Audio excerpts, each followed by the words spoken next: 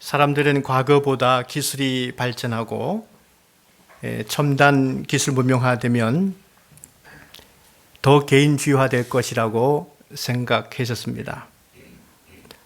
그러나 이 코로나19로 인해서 그 반대임을 알게 되었습니다.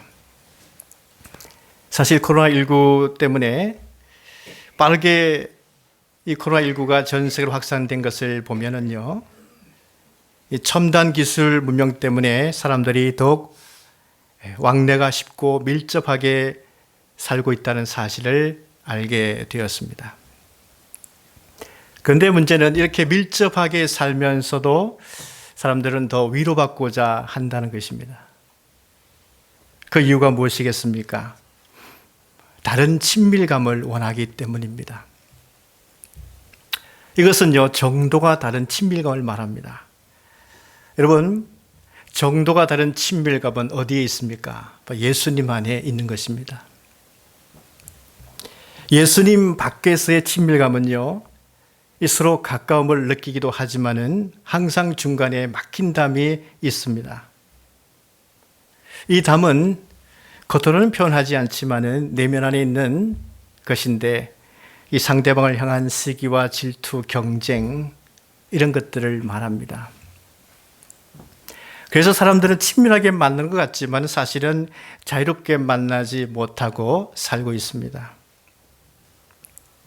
그러나 예수님 안에서 이 만남은요, 우리 예수님께서 십자가로 말미암아 그 담을 허물어 주셨기 때문에 예수님 안에서 만나게 되면 하나님을 경험할 수 있습니다. 예수님 안에서 주어지는 만남의 축복인 것입니다. 우리 예수님을 보십시오.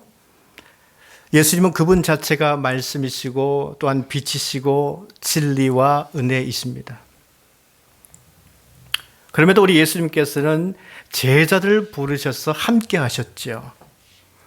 여러분, 그 제자들이 완전했기 때문에 예수님께서 부르시지 않으셨습니다. 성급한 베드로, 불같은 야고보와 요한이 있었습니다. 머리로 계산만 하는 빌립이 있었습니다. 의심하는 도마, 바로 이런 제자들이었습니다. 그런데 예수님 안에서 하나가 되었다는 것이죠. 왜? 예수님 안에서는 그 담들이 허물어질 수 있었기 때문입니다. 제자들이 서로 자리 다툼하면서 우열의 그 싸움을 할 때에도요, 예수님께서는 먼저 수건을 허리에 동이시면서 대하여 물을 떠서 그들을 섬겼습니다. 그러므로 예수님 안에 있으면요, 제각각의 제자들도 꼼짝없이 겸손해질 수밖에 없고 평화로워지는 것입니다. 예수님이 제자들 앞에 앞장서서 이것이 바로 구원의 삶이다, 이 본을 먼저 보여주셨기 때문입니다. 그러니까 우리가 구원의 삶을 살려면요, 우리를 앞장서서 가르쳐 주시는 그 예수님의 가르침과 그 예수님의 삶을 본받으며 따라가면 되는 것입니다. 오늘도 우리 예수님께서는요, 제자들 앞에 앞장서서 가십니다. 28절 말씀 보십시오. 예수께서 이 말씀을 하시고 예루살렘을 향하여 앞서서 가시더라 라고 말씀하고 있죠. 우리 예수님께서는 그동안 이 갈릴리에서요, 예루살렘을 향해서 가셨습니다. 그런데 예수님이 예루살렘의 길을 걸어가시는데 수많은 사람들이 예수님의 뒤를 따라왔습니다. 무슨 일 때문입니까? 지금 예수님께서 가시는 그 길은요, 유월절을 지키기 위해서 가시는 길이었기 때문이죠. 예루살렘으로 올라가는 길이었습니다. 유대인들은요, 새 절기를 반드시 지켜야 합니다. 유월절, 맥추절, 그 다음에 수장절입니다. 맥추절은 보리 추수 후에 감사하는 절기로 지킵니다. 수장절은 그해 마지막 수확으로서 포도와 올리브를 수확한 다음에 감사해서 하나님께 지키는 절기입니다. 그런데 이 절기 중에 가장 큰 절기는 바로 유월절입니다. 유월절이 어떤 절기보다 큰 이유가 무엇이겠습니까? 유월절이 있어야 맥추절이 있고 수장절이 있기 때문입니다. 그 무시무시한 죽음의 권세가 히브리인들이 좌우문설주에 바른 어린 양의 피를 보고 그냥 지나갔습니다. 그래서 죽지 않고 살아남은 것을 기념하는 것이 바로 유월절입니다. 그러니까 많은 소출이 있고 수확물이 많다 할지라도 먼저 죽음의 권세로부터 구원을 받지 못한다면 우리가 가지고 있는 이 모든 소출은 아무 소용이 없다는 것을 가르치고 있는 것이죠. 그러므로 우리가 어떤 은혜보다도 더 하나님께 감사해야 하는 것은 무엇입니까? 내가 예수 그리스도를 주로 믿어서 죽음의 권세가 지나가게 되었고 생명의 구원을 받았다 하는 것입니다. 그러니까 우리를 구원하시기 위해서 누가 유월절의 어린 양이 되셨습니까? 예수님이 있습니다.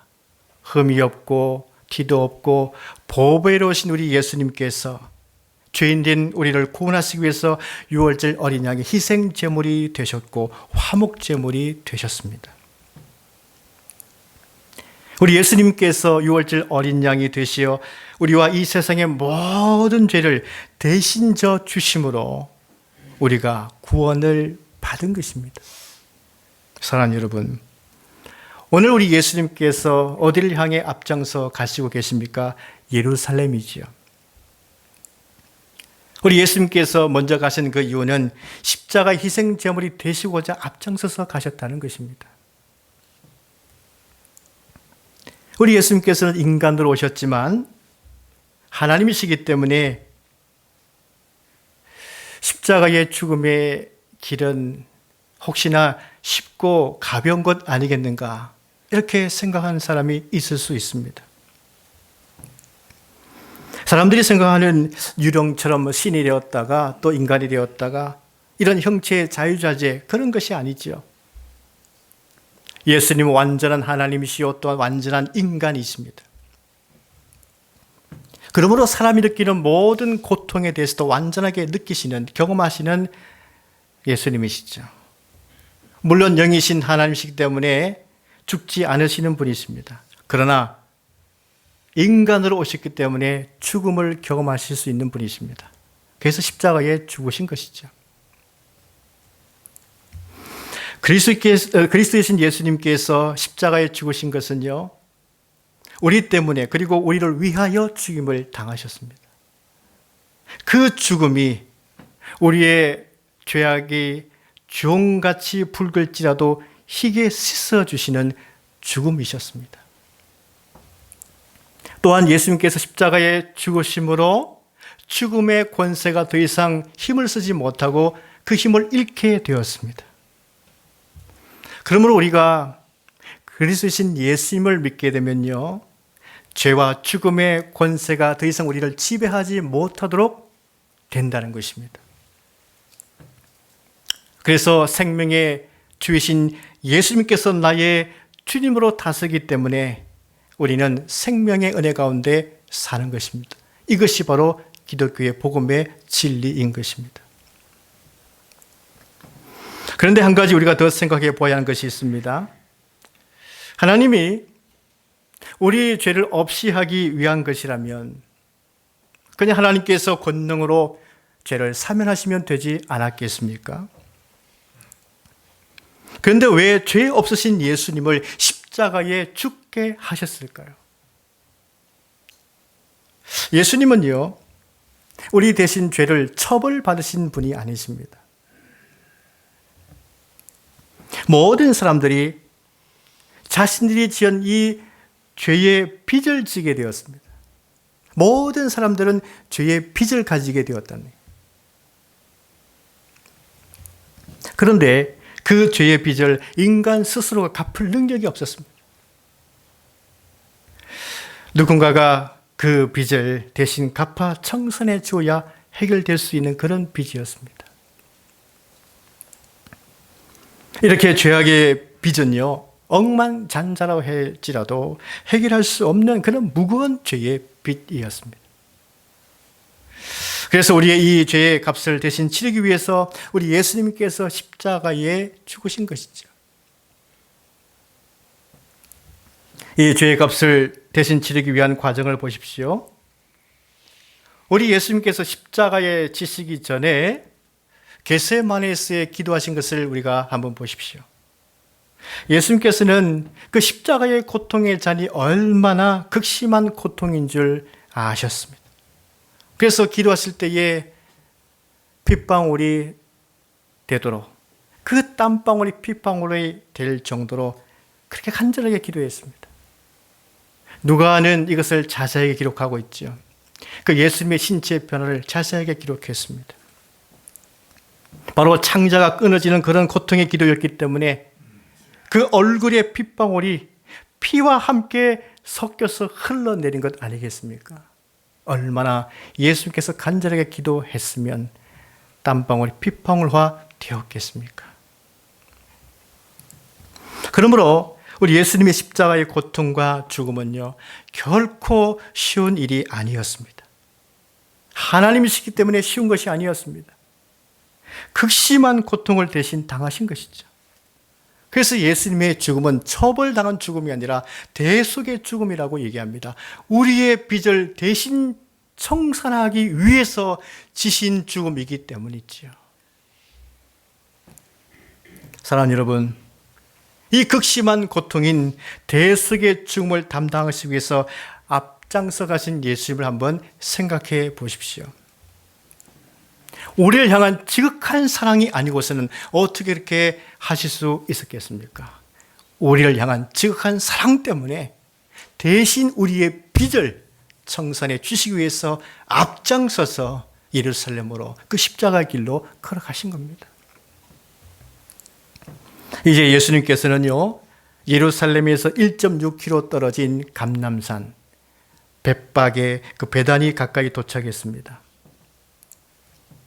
예수님께서는 제자들을 불렀죠. 맞은편 마을에 가서 아직 아무도 타보지 못한 나귀 새끼를 풀어오라, 이렇게 말씀하셨습니다. 나귀가 많이 있지만 아직 아무도 타보지 않은 것을 말씀하셨습니다. 이게 무슨 뜻이겠습니까? 그 예수님의 거룩한 목적을 위한 것이기 때문이지요. 여러분, 이것은요, 우리 예수님께서 구약의 율례를 따른 것입니다. 민수기 19장 말씀 보면 부정함을 정결케 하는 대속죄, 그 속죄에 대한 예가 기록되어 있습니다. 근데 그 속죄제를 지낼 때에 하나님께서는 이 제사장 엘르아살에게 명령하시기를 아무 짐승이나 대속죄 제물로 사용할 수 없도록 말씀하셨죠. 하나님은 온전하고 흠이 없고 아직 멍에 매지 아니한 붉은 암송아지를 잡도록 말씀하셨습니다. 한 번도 사용하지 않은 것, 이게 바로 거룩한 목적으로 사용될 수 있기 때문이었습니다. 오늘 여기 나타나 있는 나귀는 어떻습니까? 주인이 없는 떠돌아다니는 유랑 나귀였습니까? 주인이 있었습니다. 주인이 있다라고 하는 것은요, 곱게 키웠다는 뜻입니다. 귀하게 길렀다는 뜻입니다. 애지중지한다는 뜻입니다. 사랑한다는 뜻입니다. 그리고 실제요, 여러분, 이 당시 나귀는요, 아주 값비싼 짐승이었습니다. 제자들에게는 살만한 돈은 없었습니다. 근데 예수님께서는 이렇게 주인이 있는 그 나귀를 그냥 풀어 끌고 오라고 말씀하셨어요. 여기에 중요한 메시지가 있습니다. 나귀가 값비싸고 또한 주인이 있다 해도 주께서 쓰시겠다 하신다면 주인은 그냥 순종하고 예수님께 들어야 한다는 메시지입니다. 모든 만물의 주인 되신 하나님께서 지금 이 하나님 나라를 위해서, 구속의 나라를 위해서 쓰시려 하기 때문입니다. 주께서 쓰시겠다는 이 말은요, 주님의 부르심을 받았다는 그런 뜻입니다. 여러분, 우리 중에 누구 하나 내가 스스로 믿어 구원받았다는 사람 아무도 없을 것입니다. 주님께서 우리를 부르셨기 때문에 구원받아서 이 자리에 나와 있는 것입니다. 그리고 모든 인생은요, 주님께서 부르신 그 자리, 주를 위해서 섬기라는 그 자리에 가서 하나님께 영광을 돌리며 사는 것이 바로 인간입니다. 구원받은 사람들의 모습이죠. 여러분, 아무나 쓰임받는 것이 아닙니다. 아니, 일부러 주님 앞에 찾아와서 제가 쓰임받고 싶습니다 해도 쓰임받는 건 아닙니다. 성경에 나타난 부자 청년을 보십시오. 그가 율법을 잘 지켰던 청년입니다. 이제 주님의 제자가 되고 싶었습니다. 그래서 그가 스스로 주님 앞에 나왔습니다. 주님, 제가 주님의 제자가 되고 싶습니다. 따르고 싶습니다. 예수님께서 딱 한마디 하셨죠. 재물을 다 팔아서 가난한 자에 주고 나를 따르라고 주님께서 말씀하셨습니다. 그는 슬퍼하며 돌아갔습니다. 왜일까요? 주께서 쓰시겠다고 부름을 받은 적이 없기 때문에 그냥 간 것입니다.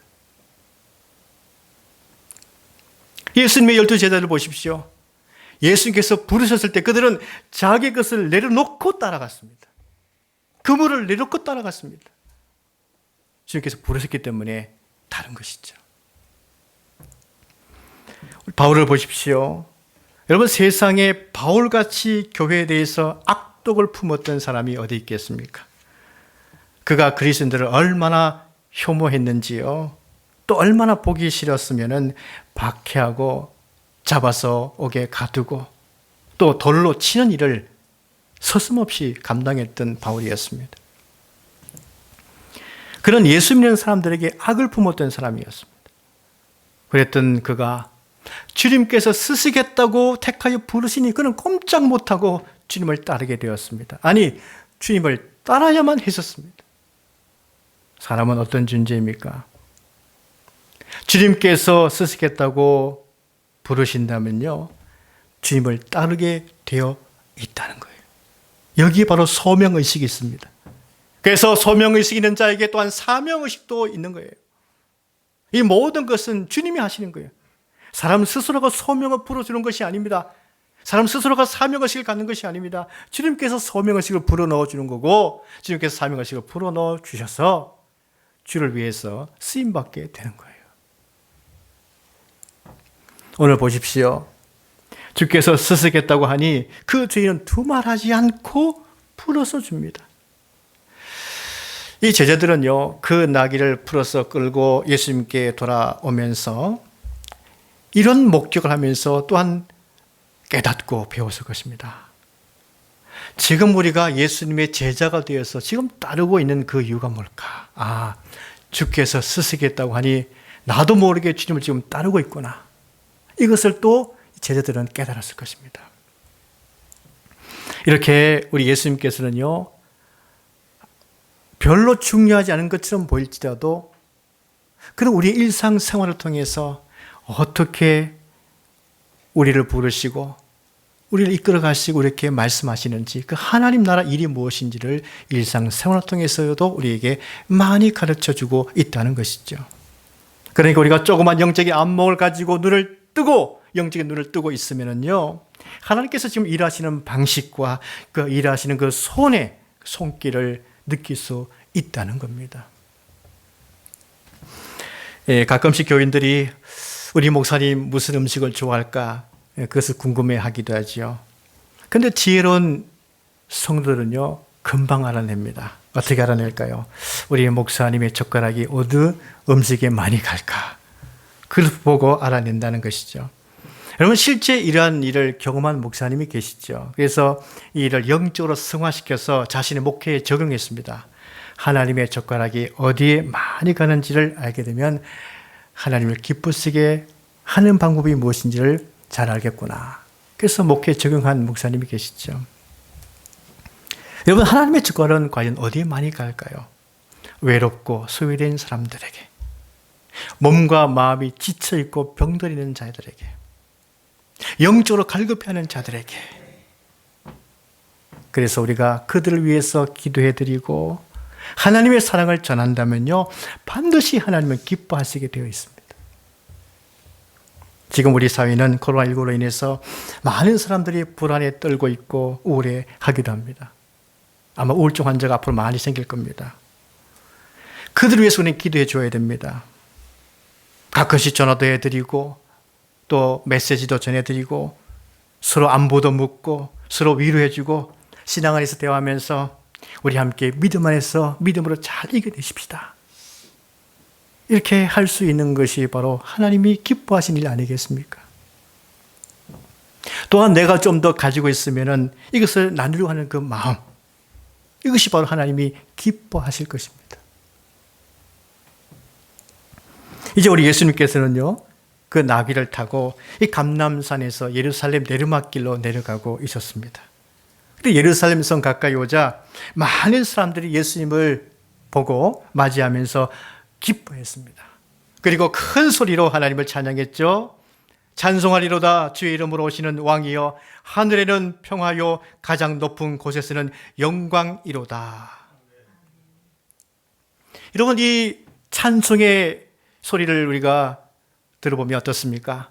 우리 예수님께서 탄생하셨을 때에 목자들이 하나님을 찬양했던 그 찬송과 같지 않습니까? 여러분, 그런데 이렇게 큰 소리로 하나님을 찬양한 사람들이 누구였습니까? 본래 예루살렘 성읍에 살았던 사람들이었습니까? 아닙니다. 갈릴리에서부터 예수님을 계속 따라왔던 사람들이었습니다.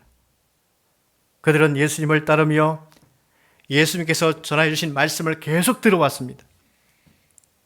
예수님의 치유도 보았습니다. 삭개오를 구원하시는 예수님의 모습도 보았습니다. 그래서 그들은 예수님을 이탈하지 않고 끝까지 따라온 사람들이었습니다. 누가는 오늘 기록하기를 그들 향해 제자의 온 무리라고 말하고 있죠. 제자의 온 무리는요, 예수님의 모든 능한 일을 다 눈으로 본 사람이라고 기록되어 있습니다. 여러분, 누가 과연 하나님을 찬양할 수 있습니까? 누가 하나님의 구원에 기뻐하며 찬양할 수 있습니까? 예수님을 보고 예수님 말씀을 듣고 능하신 예수님의 은혜를 경험한 사람, 그 사람들만이 큰 소리로 하나님의 구원을 찬송할 수 있는 거예요. 여러분, 요즘 어떻습니까? 모든 상황 속에서 마스크 쓰고 다니야 할 때에 큰 소리로 하나님께 마음껏 찬송드렸던 때가 언제였습니까? 얼마나 오래되었습니까? 저를 비롯해서 우리 모든 성도들이 정말 기쁨으로 하나님을 찬양했던 그 모든 찬양함이 너무 오래되어서 마치 잃어버린 듯한 그런 상황 속에 우리는 살고 있지 않습니까? 정말 안타깝습니다. 그래서 최근에 제가 제 목양실에서 찬양을 막 크게 틀어놓고 찬송 부르고 울고 또 엎드려 기도하고, 찬송 부르니까 얼마나 속이 후련한지요. 얼마나 감사한지요. 이렇게라도 마음껏 찬송해야 되겠다. 그런 간절함이 생기더라고요. 예수님을 따랐던 사람들이 찬양했던 반면에 예루살렘에 본래 있었던 사람들은 찬양 대신에 무엇을 말했습니까? 찬양하지 못하도록 방해했죠. 이 바리새인들 보십시오. 이러다가 밀란이 일어난다고 로마 군인들이 알고 찾아와서 우리를 진압할 것이라고, 그러면서 당신의 제자들을 빨리 조용히 하시오, 이렇게 말을 했습니다. 그러나 예수님께서 뭐라고 말씀하셨습니까? 사람들이 침묵하면 돌들이 소리 지르리라, 이렇게 말씀하셨습니다. 여러분, 우리 시대에도 우리가 찬양하지 않아서 돌들이 찬양하도록 두어야 되겠습니까? 우리가 하나님의 구원을 찬양해야 되는 줄로 믿습니다. 여러분, 하나님의 평화를 찬양하십시오.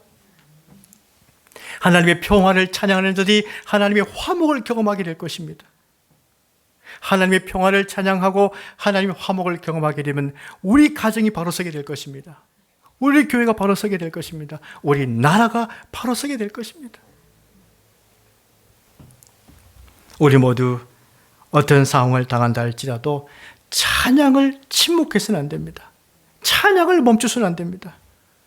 여러분이 있는 각 처에 있어서 어떤 상황에 있든지 간에 어떤 자리에 있든지 간에 하나님의 힘있게 찬양함으로 하나님의 평화를 경험하는 우리 모두가 될 수 있기를 간절히 바랍니다. 기도하겠습니다.